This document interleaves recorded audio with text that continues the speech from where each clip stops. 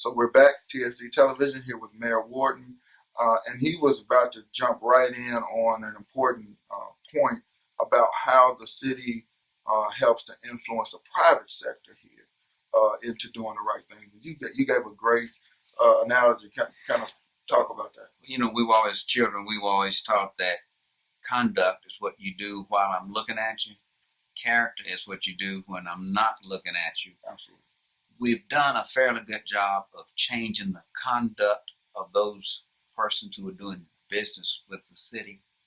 We haven't changed their character because they're not doing the same thing in their private dealings that they're doing when they're dealing with the city. So if I had to sum it up, my mission is to not only change the conduct of these companies when they're doing business with the city of Memphis, but to change their character. Absolutely. Great point, man.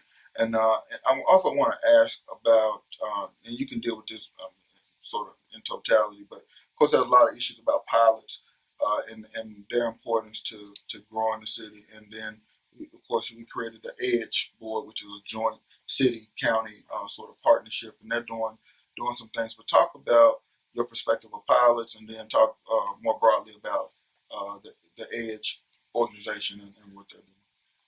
I say pilots right now are a necessary evil, simply because the city of Memphis and Shelby County, well, state of Tennessee, is at a disadvantage in competing with Mississippi, because Mississippi has an income tax which it uses quite creatively to build infrastructure.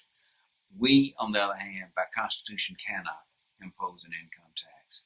So the only resource we have is to manipulate the property tax. Let me tell you, I wish we did not have to do that. But let's face it, that's the hand that we have been dealt. So the key then is to take it and make sure that that pilot program is enacted in a way and implemented in a way that leverages minority and women business enterprise involvement on that. And we're doing precisely that. The EDGE program has folks such as Ms. Carly McCullough, Michael Hooks. They actually take every contract and make sure that written into it before they get the pilot payments, that there are provisions mandating minority and women business enterprise involvement. And again, these folks are outside. They're not afraid to speak up and say, here's what you need to do. We know that these contractors are out there, that they're willing and they're able to do the work. In addition to that, we now have funds set aside through the EDGE program in which we have direct grants, so that in the small business community, they can get direct grants. Now, sometimes people say, well, these small grants, well, if to make your store look better, you need $5,000 for a facade to make your place look welcoming, that's a big deal. Or if you need to set up a public relations where you advertise your business, and you need $10,000, that's a big deal. So absolutely. That's what EDGE is doing. Those are just a couple of things that they're working on. Well, awesome. Well, man, we'll address that, and we're going to continue to have that conversation about that issue, because I think it's certainly one of the things that's going to drive our city forward.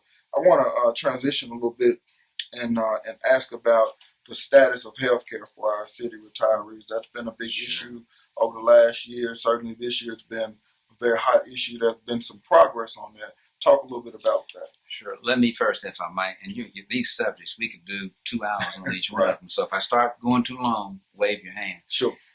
Up until 2008, the pension fund was just churning along, doing well. A lot of times, folks who are critical of the reforms will say, well, if the city, and this is before I got there, so this is not a matter of trying to cover up for myself.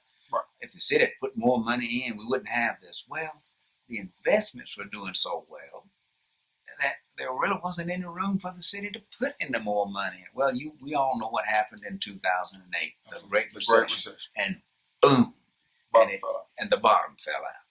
And so there we were with a gap. And guess who came into office in 2009 and then supposed to inheriting a surplus? I inherited a bucket without a bottom in it. Right. And I've been laboring ever since to get a bottom in that bucket. On top of that, the state legislature then came in and said, hey, that's bad. You shall straighten it out in 5 years. So that's where that originated. It wasn't my coming in and saying, I'm going to be a hero. The state said you got to do something on that Right. now. So bring us to, the progress that we've been able to make there. I know there were some reinstatements. So talk about that. We've got about 2 minutes. Good. The current budget has an additional $27 million that will be placed into the pension plan. That's off to a good start. I appreciate the City Council working with us on that. We've been paying roughly $20 million a year. Should be paying around $78 million a year. So we're not where we ought to be, but we're making substantial progress. And so you were able to restore some of the benefits that were announced and cut in the original budget back to city workers. That's correct. That's correct. That's correct. The way we were able to get that money into the pension plan is that it came out of the health care plan. We don't have a law from the state saying you better get that straight right now. So we were able to take those funds. It was like taking it out of the employee's right pocket and putting it over in the left pocket. You might say, well, why'd you do that, Mayor Wharton? Well, on the pension side, there are no alternatives. There is no pension exchange as there is under President Obama's Affordable Care Act. So what we're doing is for those gaps left on the healthcare side, we're helping folks get into the Affordable Care Act. We have a health assurance plan in which if they run out of money, we will help them get a plan. And we had to do it that way because when your pension is gone, it is gone. There is no exchange on which you can say, well, they took my city pension away.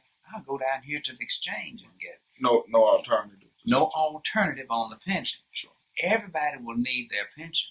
Everybody may not need the same amount of health care. But when you retire, you got to pay rent, you got to pay car notes, you got to buy food. So the first thing we have to do is to protect the pension. And that's what all of these changes are about, protecting the pension. So I'm going to ask you one more question when we come back. We're going to do one more segment because this is such good stuff that we need to get to our viewers out there. So we're going to do one more segment. We're going to start that segment right there with one more question, and then we'll wrap up for this time with Mayor Wharton, TSD Television.